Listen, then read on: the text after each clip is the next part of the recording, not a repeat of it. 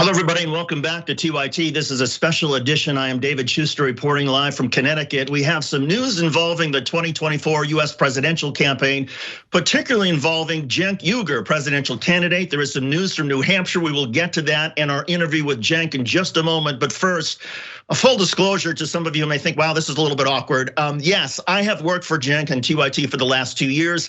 I've been friends with Cenk for a lot longer than that, and I have publicly and privately endorsed his presidential campaign and volunteered to do anything to help his effort.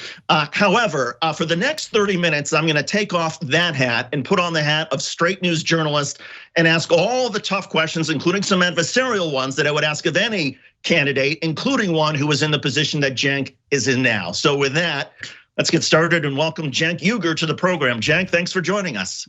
Thank you, David.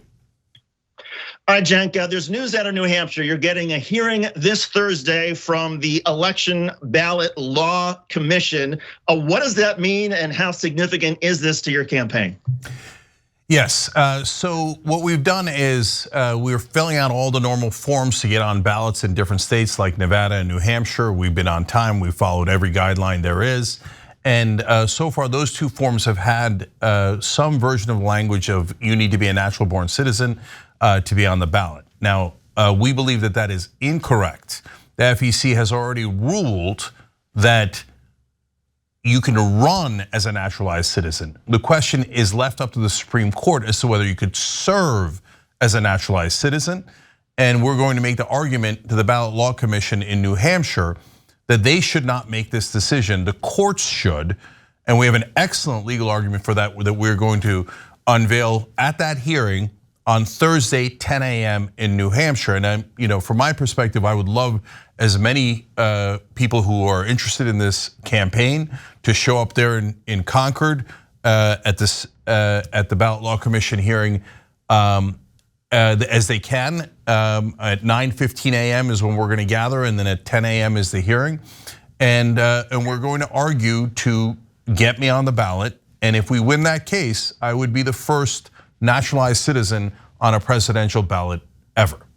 Now, I've heard the argument made from other people who are naturalized US citizens born outside the United States, whether it's the Ted Cruz campaign or supporters of Arnold Schwarzenegger or Jennifer Granholm, when they were hoping that somehow they would get in the race, that the Constitution, yes, was originally written, you have to be 35, born in the United States, or a naturalized citizen at the time of the writing. But there's this argument that the 14th Amendment, the due process clause, could in fact amend that, or a court could look at the 14th Amendment and say, no, wait a second, maybe the 14th Amendment gives somebody who's a naturalized citizen the same rights and privileges as somebody who was born in the United States. Is that sort of where you're going here? Yes, so the 14th Amendment says that anyone born or naturalized has due process and equal protection of the laws. They did not put an asterisk in the amendment saying except for naturalized citizens in the case of the presidential race. No, it was an amendment that amended the earlier discriminatory parts of the Constitution. So in the original Constitution, it says that African Americans are 3/5 of a person. That was obviously amended out of the Constitution. Even though you could open up the Constitution and see it in the original Constitution, it doesn't mean that it applies. The 14th Amendment, we will argue, has done the same thing for the clause saying that naturalized citizens are basically second-class citizens and cannot run for president of the United States. We believe that has already been amended out, and it couldn't be any clearer than the 14th Amendment saying born or naturalized.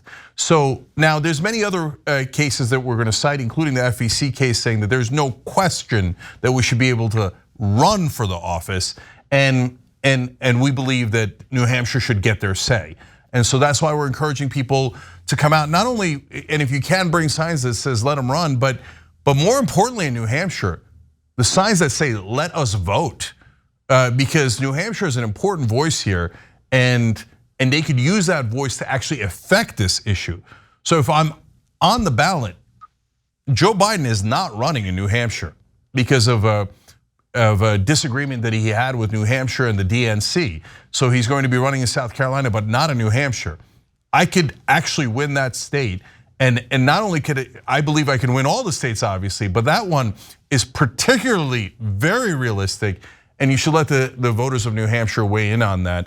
And so that's why I'm inviting all press, all supporters to come there. And obviously you could find out more at cenkforamerica.com and facebook.com/Cenk Uygur official, where we'll be giving more campaign updates. But it's at the State Archives Building, 9 Ratification Way, Concord, New Hampshire, 9:15 a.m. on Thursday is when we're gathering. And I wanted everybody to make sure that they know in case they support it. I want to let the controller know that I'm aware that I'm having a technical issue with the camera here, and that's why you're not seeing streaming video, and I'll try to get that fixed. But Cenk, when you announced a few weeks ago that you were running, you said you were running as a proxy for any other candidate. There is another candidate, another Democrat in the race, Minnesota House member Dean Phillips. He has also said that Joe Biden cannot beat Donald Trump, and that therefore there has to be another Democrat. He has also said his primary issue is campaign finance reform. So does he qualify as that other Democrat? And if not, why not? So it's a good question. First of all, Dean Phillips and I disagree on many different issues. He's more of an establishment Democrat. Obviously, I'm a progressive Democrat. And so while he says he's for campaign finance reform, I would love for him to have the position of banning corporate PAC money and not taking corporate PAC money. And by the way, I'd like to clarify something I said on a couple of interviews, including here on the Young Turks. While since the DNC has not banned super PAC money in primaries, I'm open to that. I don't think that any year is going to come, but I'm not going to unilaterally disarm. But I will not take any corporate PAC money. No way, right? So I would encourage Representative Phillips to do likewise, not only in his campaign, but also when he's in the House, because he's a representative. But I like that Dean Phillips got in the race. So like the traditional politicians say, me, right? I'm not saying that at all. I love that Dean Phillips got in the race. I want more people to get in the race, and I want us to have a super strong primary, and I want the Democratic voters to decide. And if they like me best among all those choices, wonderful. If they like Dean Phillips more, great. But why am I and Dean Phillips and Marianne Williamson not sufficient as part of the point of your question, I think, David. And so look, if they allowed for a debate and we had a real primary, then we are perfectly sufficient, right? But since the DNC is saying we're going to shut out everyone else, and this is not a real democracy as long as the DNC runs it, what we're going to do is end all debates and all discussion about this, etc. We need, much more importantly, we need Joe Biden to drop out. I mean, he's being intensely selfish. 2/3 of Americans do not want him to run. 2/3 of Democrats don't want him to run. He's 80 years old. He's at 37% on the polling. So I think what Dean and I are saying is similar in that get everybody in this race. This is not fair to Democratic voters that the DNC and the Democratic Party is saying, no, we're going to pick an incredibly weak candidate who's polling at 37% when we think democracy is on the line, and no one is allowed to contest that. So we disagree. I hope Governor Newsom, Governor Whitmer, Governor Beshear, Governor Shapiro, Governor Pritzker, that they all come in, and I would love to do a debate with all of them. So let's have the strongest possible primary to have the strongest possible candidate. When you were asked about Marianne Williamson a couple weeks ago, you said, well, she has not broken through, and therefore that was another reason for you to get in. Is that the threshold? And at what point do you determine whether you or whether Dean has broken through, or anybody else, any other Democrat? At what point do you say, okay, now we need to coalesce in order to defeat the Democratic establishment candidate, President Biden? Yeah, I think that's easy. So logically, as soon as we have the primaries, that you'll sort that out. So let's take a hypothetical. Let's say that Governor Josh Shapiro, Biden drops out, or Biden stays in and Governor Josh Shapiro comes in anyway. He's the governor of Pennsylvania, beat a Trump acolyte by 15 points easily. He would nearly guarantee the state of Pennsylvania, which is one of the swing states that Joe Biden is losing. Joe Biden is losing 5 out of 7 swing states. The point here, guys, is to beat Donald Trump. And we should not defer to authority and go, oh, well, our dear leader, even though he's polling terribly and is almost guaranteed a loss, we have to bow our heads to him and do whatever he says. No, I think I'm the right candidate. cenkforamerica.com. But if it turns out, David, that we have a primary race and Governor Shapiro wins easily in Iowa, New Hampshire, South Carolina, and he's sitting at 55% and I'm sitting at 5%, of course I'm not going to continue to go on.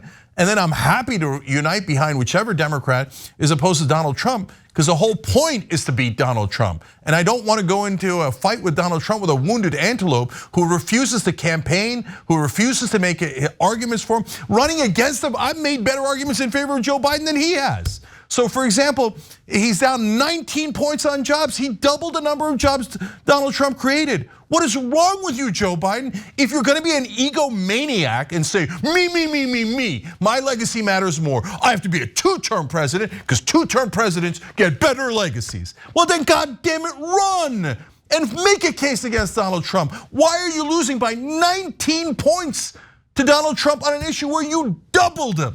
I have told more Americans now that Joe Biden has doubled the number of jobs that Trump created than Joe Biden has, and by a lot. If you're gonna take a nap, go home and take a nap. But if you're gonna run for president, then run. But he's not doing either. He's condemning all of us Democrats, and honestly, the entire country and entire democracy. And he's saying, I don't care if we lose democracy, as long as I have a shot at 2 terms. My ego is the most important thing in the world. I don't agree. And David, you asked a good question. Why me? Why not just Dean Phillips? Why not just Marianne Williamson? Does it look like Dean Phillips makes this kind of case? Dean Phillips politely goes in and goes, well, I love Joe Biden and I think he was right about everything, but golly gee, I wish he'd get out of the race. No, you gotta push him out of the race. Sorry, brother. The incumbents under 50% don't win. Incumbents under 40%, they literally never win, never. And he's at 37%. I'm not gonna sit here and lose to Donald Trump because everybody in Washington wants to kiss up to Joe Biden. Is it possible that that's what's going on, though, that this isn't about Joe Biden's ego per se, but rather that just the inner circle around him have been telling him, look, don't worry about the polls, everything's fine, you got the Democratic establishment behind you, there's no way that Donald Trump, given all he's going through, is gonna beat you. And that for him, it's not so much about ego, he's just making a political calculation, which again, it's not as nefarious as suggesting that Joe Biden's ego is gonna ruin the country, but is it possible it's something a little bit more innocent involving President Biden? No. I think that Joe Biden has been an egomaniac his whole life.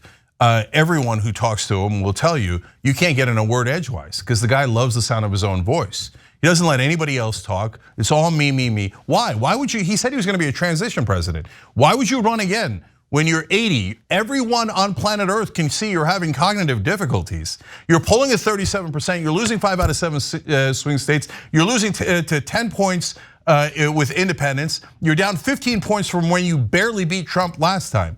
Look, if someone's got a better answer, corruption, David, I'm not even sure what the, I think there are good people around him who are probably encouraging him to do the right thing. And by the way, the great news for Joe Biden is if he retires now, he retires an American hero. He beat Donald Trump, he created over 14 million jobs, good steward of the economy, and bows out gracefully. Then all the history books write Joe Biden as a hero. If he loses the country on his watch, he becomes one of the primary villains of American history. He's not a normal candidate. If Josh Shapiro or Gavin Newsom loses, well, hey, the Democrats chose the best candidate they thought had the best chance, and they lost in a normal race, and they at least started above Trump. Every one of those governors would start the race significantly above Trump instead of below Trump, right? But if Biden loses to Trump, history's gonna look back and go, why did you run when you were at 37%? Why did you run where every sane political analyst thought you were gonna lose? And you said democracy was on the line, and you played dice with democracy because you wanted a second term? So, David, I know you're asking me questions. I don't know what your opinion is, but I don't see any other reason why Joe Biden is in this race other than his gigantic, ridiculous ego, which is endangering the entire country. It's also an ego, of course, that's not just for Joe Biden, though. I would argue it's also the Democratic National Committee. And in fact, the reaction to Dean Phillips getting the race, Minnesota's own governor, Tim Walz, who's a Democrat, who's a friend of Dean Phillips, he reacted, he sort of bristled at the notion that Dean Phillips would get, and he said, we're gonna have our nominee in President Biden, and that will get done. That immediate dismissiveness from the DNC, what do you make of it? And have you heard anything directly yourself from the DNC or from people close to President Biden? Yeah, no, President Biden's team has bought a couple of websites that are a variation of my website.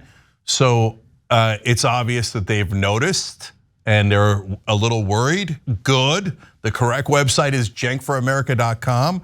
And I probably got under their skin by buying bidenisgoingtolose.com, and it redirects to my campaign website. So they did likewise. But with Dean Phillips, they've launched all the ships. And because in their Washington minds, they're like outsiders, like Americans would want populist progressives like John Fetterman. Oops. Oh, there's no way an outsider is gonna win. I mean, they're not even corrupt. They won't even take corporate PAC money. So they view me as a smaller threat. I'm being honest about it. But when Dean Phillips got in, they're like, oh, he's a congressperson. That is an important, privileged person. Okay, so since he's a human being and he counts, we're gonna attack him with all we got. So every mainstream media article has attack quotes against Dean Phillips from Democrats. So this is the standard smear job that the DNC does to any Democrat that isn't picked by a dear leader. The Democratic Party is not supposed to be the authoritarian party, that's supposed to be the Republican Party, but the DNC has turned it into totally authoritarian. Everyone must bow their head to the weak leader who is almost definitely going to lose. Otherwise, you'll be smeared to no end. So everyone is out there smearing Dean Phillips. Oh, he shouldn't run. Molly Jong-Fast, who I like otherwise, said that he was a privileged white guy. What do you think Joe Biden is? It doesn't get any more privileged than no one should be allowed to run against me. I am the king. I mean, president, DNC, tell him I'm king. Right? Phillips may be a little bit privileged because he married into a distillery family and is worth something like $70 million. I mean, he's sitting on a lot of money, so maybe he's privileged in that regard. But in terms of money, Phillips has said that he's going to plow in at least $2 million of his own money to be competitive in New Hampshire. How much money, Cenk, have you raised? What's your target for the final quarter here of the year? Yeah. So I'm not independently wealthy. It's a super fair question. cenkforamerica.com. We've raised in the 6 digits, so we're good at raising money. You know why? Because people actually want somebody to fight for them. So everybody knows that we know that it's a long shot, right? And everybody who donates knows it's a long shot. But we also know that if I become president, there's nothing in the world that's gonna stop me from passing all the policy positions on my website. Paid family leave, public option, $15 minimum wage, negotiating drug prices. And by the way, many other policies that are not on there, Medicare for all, ending the endless wars, etc. I'm a progressive who's gonna fight for you, but not just for progressives, but for Democrats, all Democratic voters, and for all Americans as well. So yes, Dean Phillips is gonna outraise me. You're not wrong to challenge me on that. And Joe Biden will have hundreds of millions of dollars more than me. But I'm gonna have the loudest voice, and I'm gonna fight the hardest for the American people and for Democratic voters. And by the way, I'm gonna fight for 25 million naturalized citizens who are tired of being treated as second-class citizens. That's why we're going to New Hampshire. That's why we want you to come with us to New Hampshire, 9:15 a.m. at the Ballot Law Commission. And we're gonna get a hearing on this. We're finally gonna get a hearing on this, and we're gonna fight for those 25 million naturalized citizens. Enough, we are American, we are 100% American. Stop treating us like we're not, especially because the Constitution has already been amended. And so, yes, I will not have anywhere near the money Joe Biden has, but it's the size of the fight in the dog that matters, and I got a lot of fight in me. I'm going to ask you about New Hampshire a little bit more in just a second, but I want to ask you in terms of some of these progressive issues, whether it's raising the minimum wage, taxing the rich, free college, Medicare for all, taking care of the undocumented migrants who have crossed in this country. A lot of this Bernie Sanders supported. And when Bernie Sanders was asked, how are you going to get it done 4 years ago? He said, well, I'm going to have to sell the American people on this. I'm going to have to go around and explain to the American people and use the bully pulpit of the presidency to sell this so that I can put pressure on Congress. Does that have much of an appetite for you? I mean, the idea that you would have to go, you've been dealing with these issues for so long. You know the polling is already there for you. The idea that you're gonna have to essentially be the salesman in chief to a lot of people who are skeptical, why does that have any appeal? Oh, are you kidding me? I love that. So go ahead, get in my way if you're a standard corporate politician when I fight for paid family leave. That's 12 weeks of moms and dads taking time off when they have a baby to take care of their baby instead of going right back to an assembly line or a coal mine. Go ahead, Joe Manchin, get in my way, see how it turns out for you. Go ahead, corporate Democrats, get in my way, see how it turns out for you. 84% of Americans. Go ahead, corporate Republicans, get in my way because of your corporate donors. 74% of Republicans want paid family leave. They actually care about moms, they actually care about kids. So, look, I gotta be honest with you. I think Bernie was terrific on policy, and I think he was an amazing leader for progressives, and he has a heart of gold. But that's part of his problem. He's too nice. He refuses to fight Democratic colleagues. And in 2 elections back to back, he refused to fight Hillary Clinton, then he refused to fight Joe Biden. Does it look like I'm refusing to fight Joe Biden or fight corporate Democrats or fight anyone in my path? I will embarrass and humiliate anyone who's against paid family leave. I will drive down their poll numbers mercilessly until they're driven out of politics. I will help finance primaries against them. I'll go to their states, I'll go to their districts and make sure that they lose. Politics is both carrots and sticks. You need hardball to win. But Democrats have gotten lazy and comfortable and corrupt. The Democratic leadership has. Their voters are amazing, and they let down their voters every time because they never fight for them. Imagine a Democrat fighting for you. I know it seems unimaginable, but does it look like I'm gonna have a problem with it? I can't wait to do that for you guys. And I guarantee you that everything on my website, we pass it because they're all incredibly popular. And I will take that popular positions and I will make the other side, whether they're corporate Democrats or the entirety of the Republican Party, admit that they are against the American people. Say it, have the fight so we can have clarity. Whereas Joe Biden takes the public option, doesn't even propose it. He doesn't propose it because he doesn't want it to pass. He was lying about it the whole time. There's all the difference in the world. The minute I get past the naturalized citizen issue, and if I win in the Supreme Court, we win at this ballot law commission and we get our name in New Hampshire, I'm gonna win New Hampshire. I'm gonna win New Hampshire and we're gonna shock this world. And the minute that we win that and we win the Supreme Court case, nothing's gonna stop us. We're gonna be a runaway freight train. And so good luck, establishment, good luck. In terms of the ballot commission, what is victory? Is it you gotta get on the ballot? I mean, and how quickly could they make that decision? And is anything less than that, wouldn't that be a defeat? Okay, so I'm not a standard politician, I'm honest. So if we lose, is it a defeat in that case? Well, of course, we lost, right? So we want our name on the ballot. We have an excellent case. You guys are gonna get to see that case with your own eyes. If you show up there, it's at the State Archives building. We're meeting at 9:15 a.m. Bring signs if you can. If you're a New Hampshire voter, tell them, let us vote. Let us vote. Let us have a voice here. That's exactly what New Hampshire's about. But if we win, that means my name goes on the ballot. And there's an excellent reason why we should win at this level. It doesn't mean that the issue is resolved, David. Another good question, another fair question. It still has to go to the courts. There's no way to resolve this without going all the way to the Supreme Court. So we're gonna do that, and we have an excellent case. But we have to win at the Ballot Law Commission to get on the ballot. So that's what we're gonna try to do on Thursday.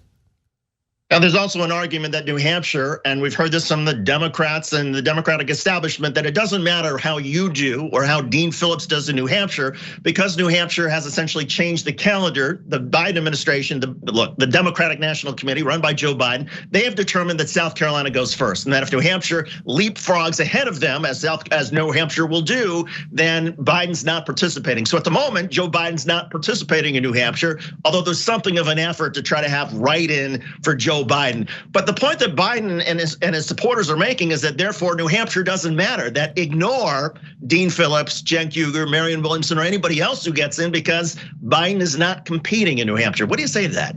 Look, there's a lot of deep problems with it. But first of all, you think I'm gonna listen to DNC rules when the DNC sets up all of its rules to protect the authoritarian leader and has protected corporate establishment, corrupt politicians my whole life, and has set every rule against progressives, and I'm supposed to care who they think is gonna go first? No, I'm going to New Hampshire and I'm gonna win New Hampshire. I love New Hampshire, and if Joe Biden doesn't love New Hampshire, Joe Biden wants to betray New Hampshire, that's his business. Good, don't run in New Hampshire. We don't want you, okay? and let New Hampshire pick someone who's gonna fight for them. So no, I have no regard for the DNC rules, none when it comes to trying to betray New Hampshire and make sure that they're not the first primary state.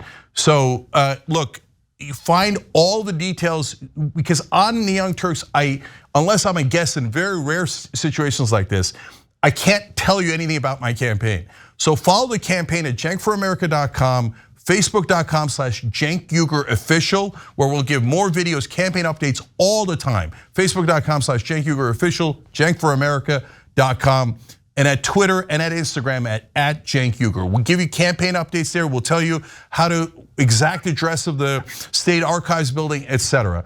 But no, I'm going to New Hampshire. I'm going to compete in New Hampshire, and if they put me on the ballot, I'm going to win New Hampshire.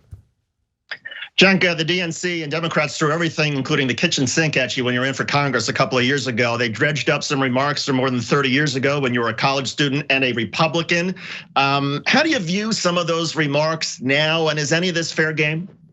Yeah, so this is the smear jobs that corporate Democrats do, and unfortunately, a lot of times they're willing accomplices in mainstream media. So, and by the way, it's funny because mainstream media all of a sudden started quoting the alt-right, the most radical people in the right wing. So they're like, oh, did you know that Cenk said something in the 1990s? Oh, okay, so basically you had to go back 30 years to find something that I said that was gonna offend people, right? So yes, that was a different person back then. I was trying to be a Republican, etc. So some of the comments I've apologized for, but I wanna be super clear. A lot of the comments are totally taken out of context. They're jokes that mainstream media lied about and pretended were not jokes. They didn't even explain that they were jokes.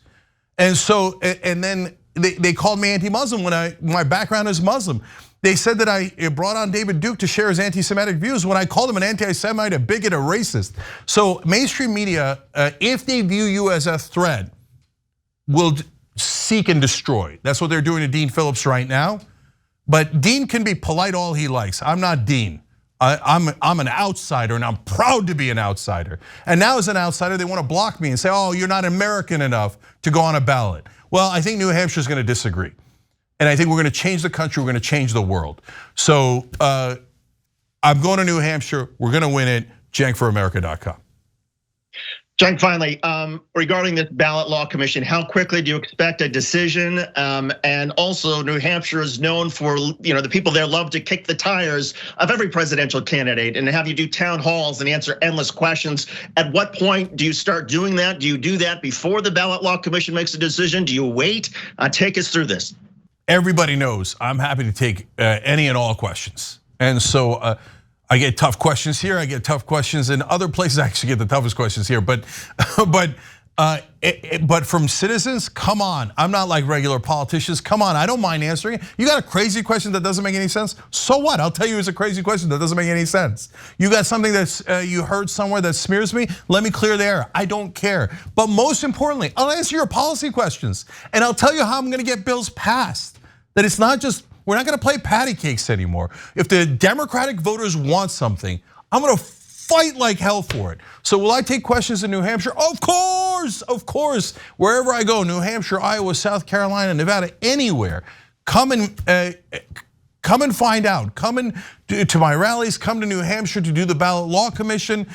Come anywhere where I'm campaigning, and I'd be super happy to meet with any voters and answer any questions they have. A big hearing coming up this Thursday at the New Hampshire Ballot Law Commission. Cenk, thanks for doing this, and for again, Cenk and his campaign and TYT had said any question is fair game. There was no restriction on anything I could ask. Cenk, thanks for doing this. We appreciate it. And to everybody out there who is watching and listening, you heard it. We will stay on top of the news coming out of New Hampshire, whether it involves Cenk Uygur or any other presidential candidate. Thanks for joining this special edition of TYT. I'm David Schuster. If you enjoyed this video, that's because of our members. They make us independent, they make us strong, and they make us honest. Become a member today by hitting the join button below.